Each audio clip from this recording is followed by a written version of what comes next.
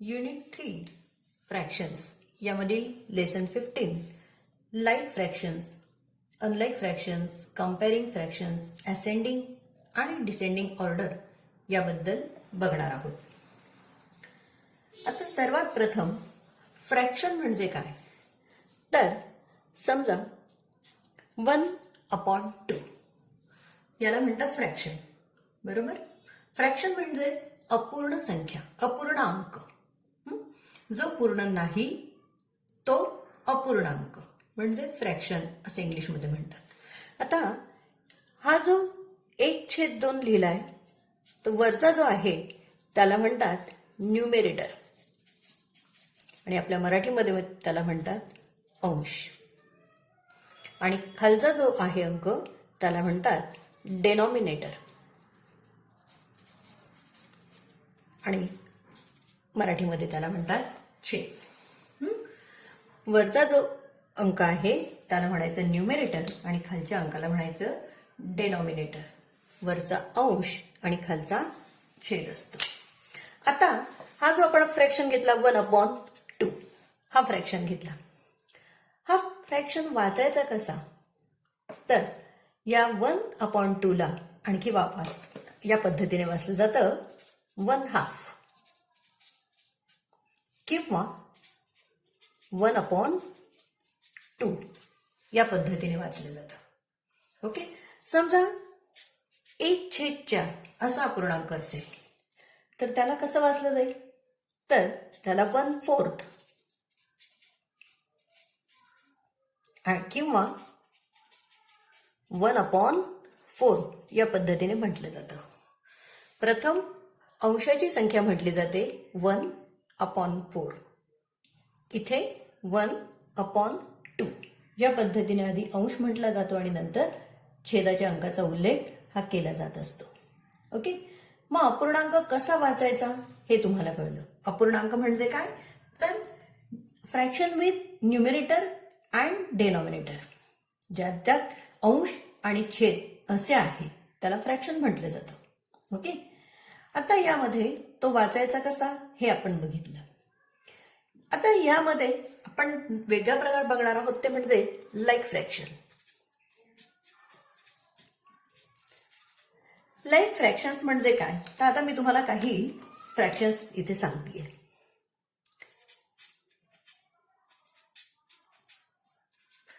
हे फ्रॅक्शन्स आहेत. आपण हे कसे वाचणार, 2/5, 3/5, 4/5. मुलांनो, या फ्रॅक्शनचं जर तुम्ही नीट निरीक्षण केलं तर आपल्याला सगळ्या ठिकाणी डेनॉमिनेटर जे आहेत ते आपल्याला सारखे दिसत आहेत. बघा, 2/5 मध्ये हा न्यूमेरेटर डेनॉमिनेटर, न्यूमेरेटर डेनॉमिनेटर आणि हा न्यूमेरेटर हा डेनॉमिनेटर. तीनही फ्रॅक्शन मध्ये डेनॉमिनेटर काय आहे 5 आणि जो समान डेनॉमिनेटर आहे, समान छेद आहे. ओके. त्याला काय म्हणतात माहिती, इक्वल डेनॉमिनेटर.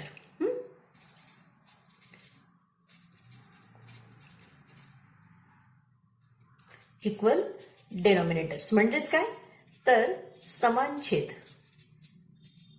ओके.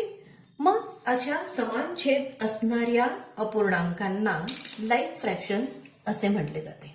त्याची डेफिनेशन्स आहे, fractions with equal denominators, fractions with equal denominators are called like fractions. याला मराठीत काय म्हणतात की समान छेद असणाऱ्या अपूर्णांक.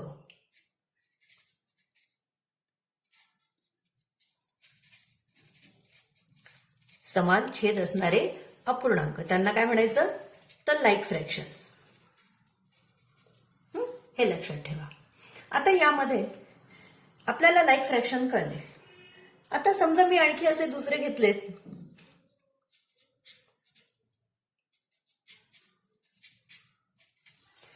यामध्ये आपल्याला न्यूमरेटर्स माहिती आहेत, डेनॉमिनेटर्स कळले. तर खाली आपण जर डेनॉमिनेटर बघितलेत तर ते सारखे आहेत का, नाही. डेनॉमिनेटर्स सारखे नाहीत, डिफरंट डिनॉमिनेटर आहेत. ओके, कसे डिनॉमिनेटर्स आहेत? डिफरंट डिनॉमिनेटर्स हे आहेत. डिफरंट डिनॉमिनेटर्स म्हणजे काय? तर वेगवेगळे त्यांचे छेद आहेत. छेद समान नाहीये, छेद वेगवेगळे आहे म्हणून त्यांना डिफरंट डिनॉमिनेटर्स असे म्हणतात. आणि ज्या अपूर्णांकांचे असे डिफरंट डिनॉमिनेटर्स असतात त्यांना अनलाईक फ्रॅक्शन्स असं म्हटलं जातं. म्हणजे फ्रॅक्शन्स विथ डिफरंट डिनॉमिनेटर्स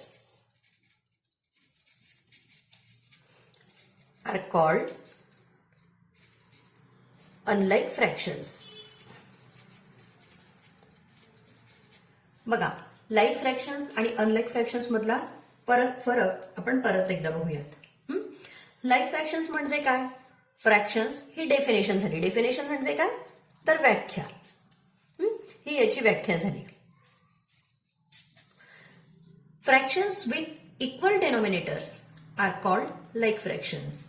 म्हणजे समान छेद असणाऱ्या पूर्णांकांना लाईक फ्रॅक्शन्स असे म्हणतात. आपण यामध्ये बघितलं तर 5 हा इक्वल डेनॉमिनेटर आहे. बरोबर, डेनॉमिनेटर 5 आहे आणि तो इक्वल डेनॉमिनेटर आहे, समान छेद आहे, म्हणून हे सगळे कुठले फ्रॅक्शन्स झाले? तर लाईक फ्रॅक्शन्स. खालच्या उदाहरणामध्ये हे जे फ्रॅक्शन्स दिले आहेत या सगळ्यांचे डिफरंट डेनॉमिनेटर्स आहेत. बरोबर, आणि मग fractions with different denominators are called unlike fractions. ज्या अपूर्णांकांचे छेद हे वेगवेगळे असतात, डिफरंट असतात, अशा अपूर्णांकांना अनलाईक फ्रॅक्शन्स असे म्हटले जाते. म्हणजे कसे? वेगळे छेद असणारे अपूर्णांक. यांचा इथे 4 आहे, इथे 7 आहे, इथे 3 आहे. वेगवेगळ्या अपूर्णांकांचे छेद आहेत म्हणून ते डिफरंट डिनॉमिनेटर, आणि म्हणून यांना काय म्हणायचं? Unlike fractions. अनलाईक फ्रॅक्शन्स म्हणजे काय? सारखे नसणारे फ्रॅक्शन्स. आणि लाईक फ्रॅक्शन्स म्हणजे काय? तर सारखे असणारे फ्रॅक्शन्स. हा फरक आपण लक्षात घ्यायचा आहे. लाईक आणि अनलाईक फ्रॅक्शन्स कळले मुलांना? आता आणखी बघूया. आता आपण पुढचा भाग बघणार आहोत ते म्हणजे comparing fractions with equal denominators. आपल्याला आता फ्रॅक्शन्सची तुलना करायची आहे. तुलना करताना कुठल्या फ्रॅक्शन्सची करायची आहे? तर इक्वल डिनॉमिनेटर असलेल्या फ्रॅक्शन्सची तुलना आता आपल्याला करायची आहे. म्हणजे कोणते? की ज्या अपूर्णांकांचा डिनॉमिनेटर म्हणजेच छेद समान आहे अशा अपूर्णांकांची तुलना आपल्याला करायची आहे. समान छेद असणाऱ्या अपूर्णांकांची तुलना.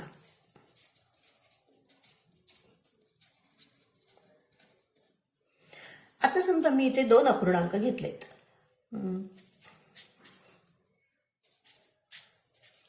हे 2 अपूर्णांक मी घेतलेत. या अपूर्णांकामध्ये कुठला अपूर्णांक छोटा आहे किंवा कुठला अपूर्णांक मोठा आहे हे तुम्हाला मी सांगायला लावलं. तर कसं सांगाल बरं? आता ज्यावेळेला आपल्याला कम्पेअरिंग द नंबर्स आपण शिकलो आहोत. आपल्याला नंबरचे छोटे मोठे नंबर्स आपल्याला ओळखता येतात. बरोबर, पण फ्रॅक्शन्स छोटे मोठे कसे ओळखायचे? बघा, समान छेद असणाऱ्या अपूर्णांकांची तुलना करायची असेल तर आपण हे जे डेनॉमिनेटर आहे हे समान आहे हे तुम्हाला कळलं. मग आपण डेनॉमिनेटर्स आर इक्वल. बरोबर, मग आपण त्यांचे न्यूमरेटर बघूया. पहिल्या अपूर्णांकाचा न्यूमरेटर आहे 3 आणि दुसऱ्या अपूर्णांकाचा न्यूमरेटर आहे 4. बरोबर, मग न्यूमरेटर मध्ये कुठला अंक मोठा आहे? 3 आणि 4 मध्ये कुठला अंक मोठा? 4 हा अंक मोठा आहे. सो 3 इज स्मॉलर दॅन 4, किंवा आपण याला असं म्हणता येईल 4 इज ग्रेटर दॅन 3.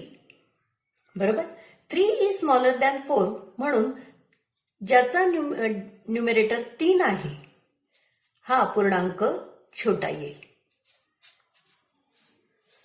इथे 4 इज ग्रेटर दॅन 3. 4 ही संख्या 3 या संख्येपेक्षा मोठी आहे, म्हणजेच हा अपूर्णांक काय येईल? मोठा. 4/7 इज बिगर दॅन 3/7. कळलं तुम्हाला कसं केलं? बघा मुलांना, परत एकदा बघा. डिनॉमिनेटर्स काय आहेत? समान आहेत. मग जर छेद समान असतील तर आपण फक्त अंश बघितले 3 and 4, right. 3 is smaller than 4. 3 ही संख्या 4 पेक्षा छोटी आहे. मग 3 हा न्यूमरेटर असलेला अपूर्णांक कोणता आहे? 3/7, विच इज स्मॉलर दॅन 4/7. बरोबर. आपल्याला ग्रेटर दॅन हे साइन जर वापरायचं असेल तर 4 इज ग्रेटर दॅन 3. 4 ही संख्या 3 या संख्येपेक्षा कशी आहे? मोठी आहे. तेच लिहिलंय आपण. 3 ही संख्या लहान म्हणजेच काय? 4 ही संख्या मोठी. 4 इज ग्रेटर दॅन 3. मग ती संख्या न्यूमरेटर 4 असलेला अपूर्णांक कुठला? 4/7, which is greater than 3/7. Okay. म्हणजे 3/7 आणि 4/7 याच्यातला मोठा अपूर्णांक कोणता? तर 4/7. याच्यातला छोटा अपूर्णांक कुठला? तर 3/7. बरोबर.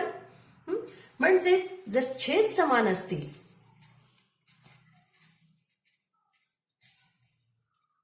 तर ज्या अपूर्णांकाचा अंश मोठा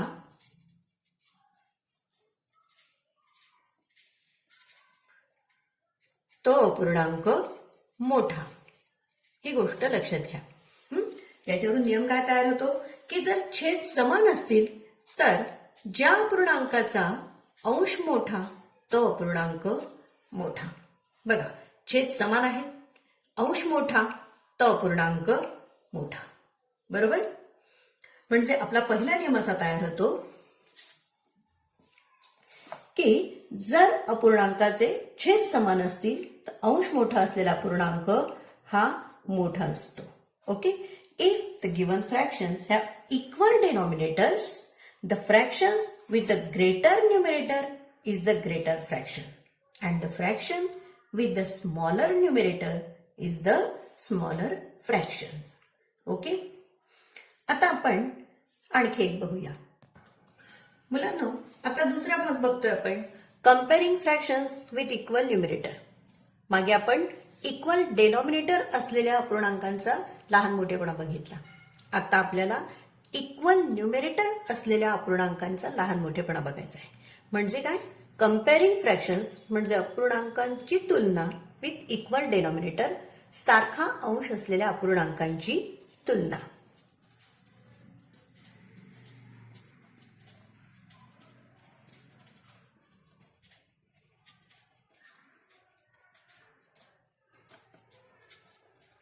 ओके. आता मी एक अपूर्णांक घेतला 2/5 and 2/7. यामध्ये अंश सारखे आहेत. दिसतात तुम्हाला? 2/5 आणि 2/7 या दोन अपूर्णांकांमध्ये अंश काय आहेत? सारखे आहेत. So equal numerators. बरोबर आहे. अंश समान आहेत त्यांचे. मग आता कुठला अपूर्णांक छोटा?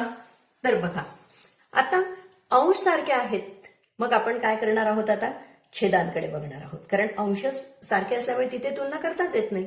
सो डेनॉमिनेटर्स काय आहेत त्यांचे?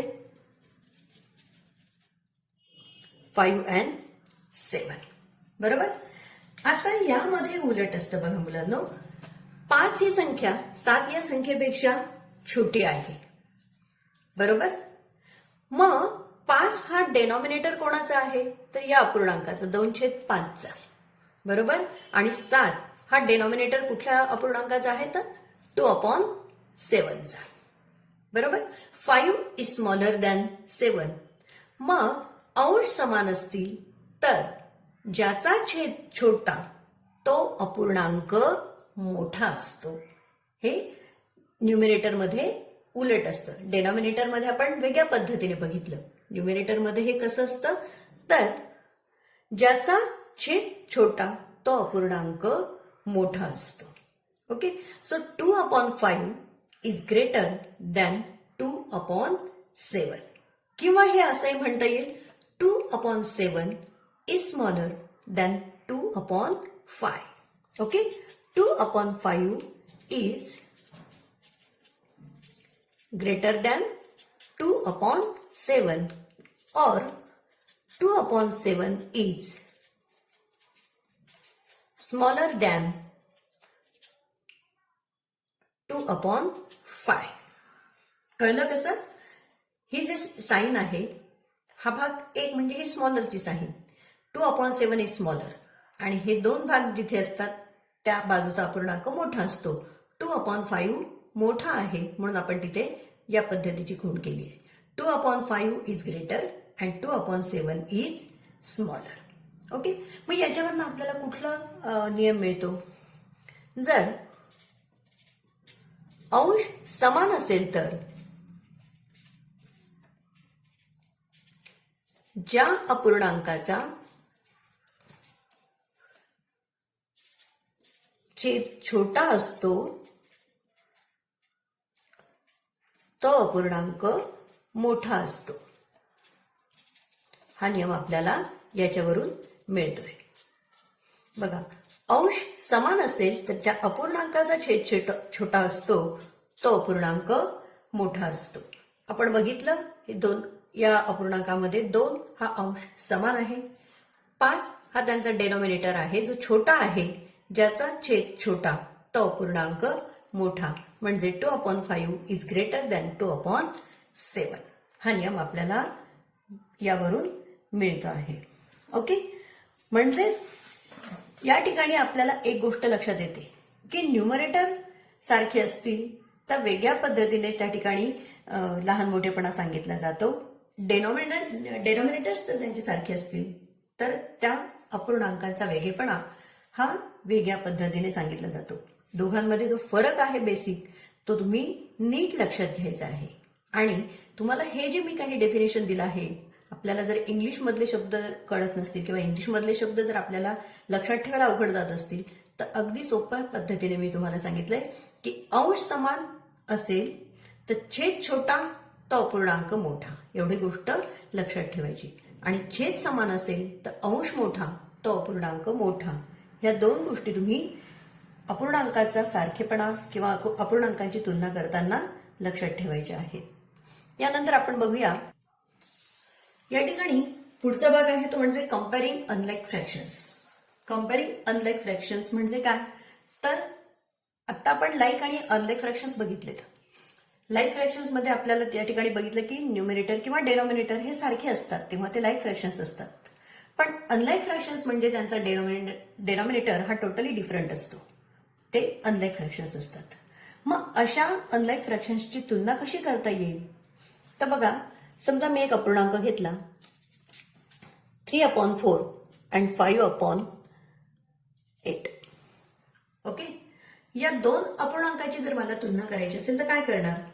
First thing is when comparing the unlike fraction, convert their denominator into equivalent fractions.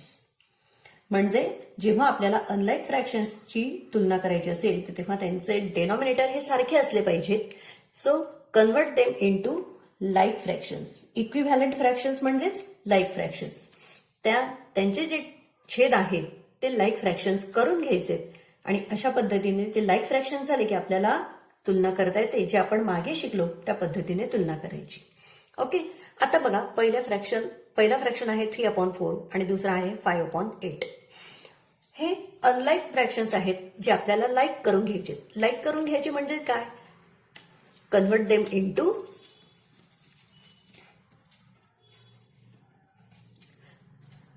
Equivalent fraction. Equivalent fractions म्हणजे काय? तर समान, म्हणजेच काय?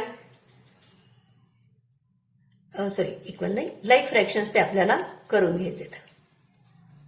इक्विव्हॅलंट फ्रॅक्शन्स करायचे म्हणजेच ते काय करायचं? आता आपल्याला लाईक फ्रॅक्शन्स करून घ्यायचे. ओके, ही पहिली स्टेप आहे. मग 3/2 आणि 5/8 यांचे डेनॉमिनेटर आपल्याला सारखे करता येतील का? हा विचार करा. इथे डेनॉमिनेटर आहे 4 आणि इथे आहे 8. आता हा 8 हा मल्टिपल आहे, बरोबर, आणि 4 हा डिवायझर असू शकतो. त्यामुळे आपण जर ह्या 4 ला 2 ने मल्टिपल केलं तर 8 ही संख्या येते. मग 3/4 किंवा 3/4 या 4ला जर आपण 2ने गुणलं तर 8 ही संख्या येते. आपण डेनॉमिनेटरला 2ने मल्टिप्लाय करणार तर आपला न्यूमरेटरला पण आपण 2ने मल्टिप्लाय करायचं. मग या ठिकाणी आपण 2ने दोघांनाही मल्टिप्लाय केल्यानंतर आपल्याला इक्विव्हॅलंट फ्रॅक्शन मिळतो. इक्विव्हॅलंट फ्रॅक्शन म्हणजेच या ठिकाणी आपल्याला त्यांचा सममूल्य अपूर्णांक मिळतो. बरोबर, फक्त याचा आपल्याला सममूल्य अपूर्णांक मिळतो. 3 × 2 6 आणि 4 × 2 8 म्हणजे 3/4 याचा इक्विव्हॅलंट फ्रॅक्शन काय झाला 6/8 हा इक्विव्हॅलंट फ्रॅक्शन झाला. आणि दुसरा आपला फ्रॅक्शन काय आहे 5/8. आता हे लाईक फ्रॅक्शन्स झालेत की नाही, म्हणजे convert them into equivalent fraction and then like fractions म्हणजे ते लाईक फ्रॅक्शन्स केले आपण आता. बरोबर, त्यांचे डेनॉमिनेटर आपण आता काय केले आहेत सारखे करून घेतलेत, लाईक फ्रॅक्शन्स झाले तयार. आता आपला नियम आहे की छेद समान असतील तर ज्याचा अंश मोठा तो अपूर्णांक मोठा. Right, so denominators are equal.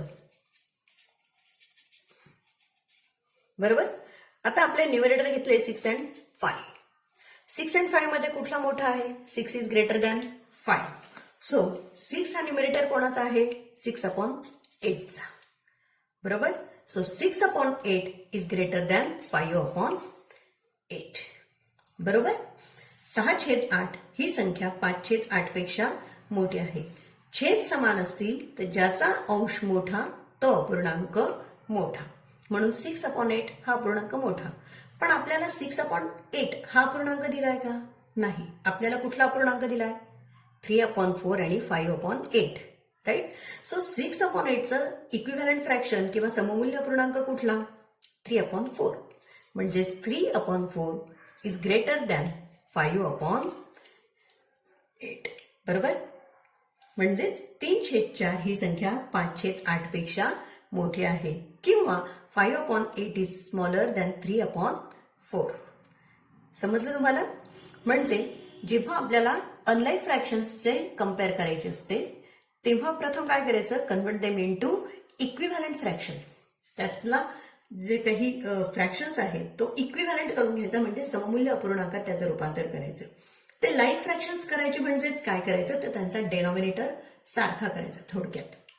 Okay, denominator आपल्याला सारखा करून घ्यायचा आहे. मग आता इथे 4 आहे आणि इथे 8 आहे. आपण काय केलं याचा डेनॉमिनेटर 8 केला तर दोघांचे डेनॉमिनेटर 8 होतील म्हणजे इक्वल फ्रॅक्शन होतील, ते लाईक फ्रॅक्शन्स होतील. बरोबर, म्हणून आपण काय केलं या ठिकाणी याचं इक्विव्हॅलंट फ्रॅक्शन 3/4चं इक्विव्हॅलंट फ्रॅक्शन केलं 6/8. दुसरा फ्रॅक्शन आहे 5/8. डेनॉमिनेटर्स इक्वल झालेत त्यांचे.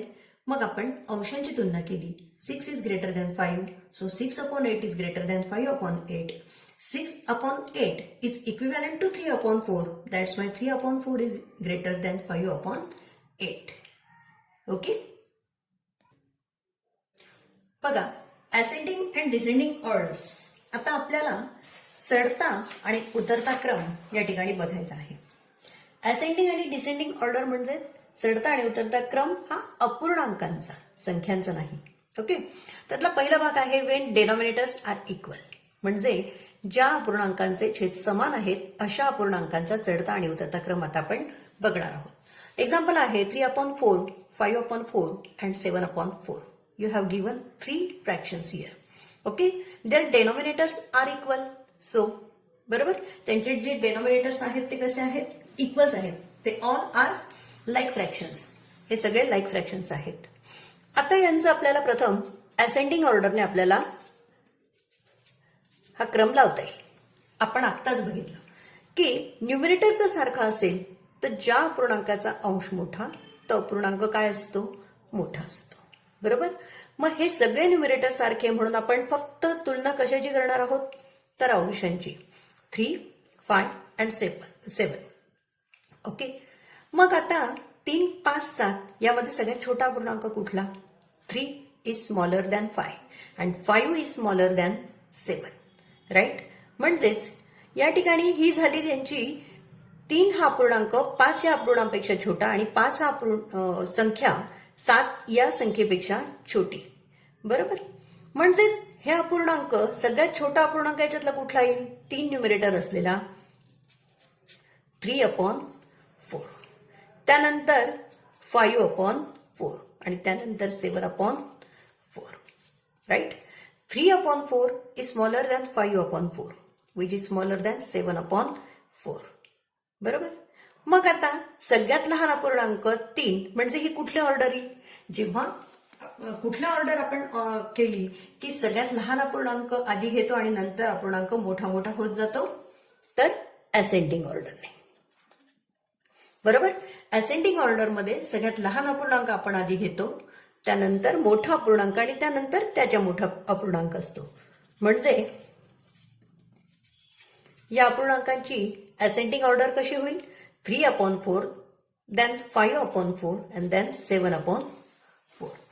याच अपूर्णांकाची डिसेंडिंग ऑर्डर कशी होईल? आता डिसेंडिंग ऑर्डर ही एक्झॅक्ट त्याच्या रिव्हर्स असते किंवा एक्झॅक्ट त्याच्या विरुद्ध असते. So 7/4, then 5/4 and then 3/4.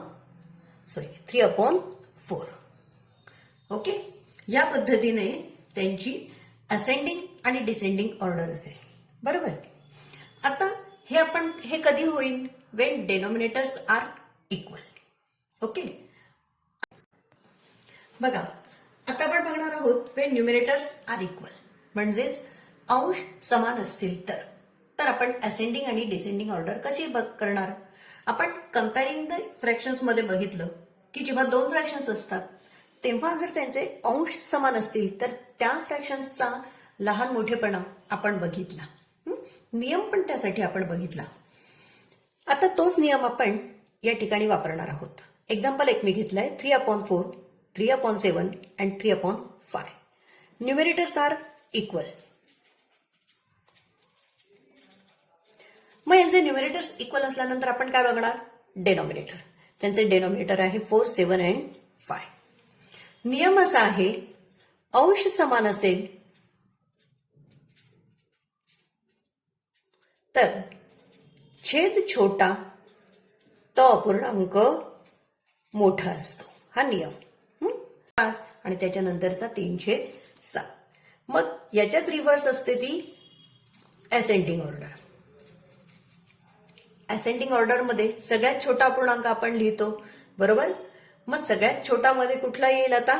तर 3/7. त्यानंतर 3/5 आणि नंतर 3/4 हा पूर्णांक असेंडिंग ऑर्डर येईल. असेंडिंग ऑर्डरमध्ये छोटा आधी लिहितात.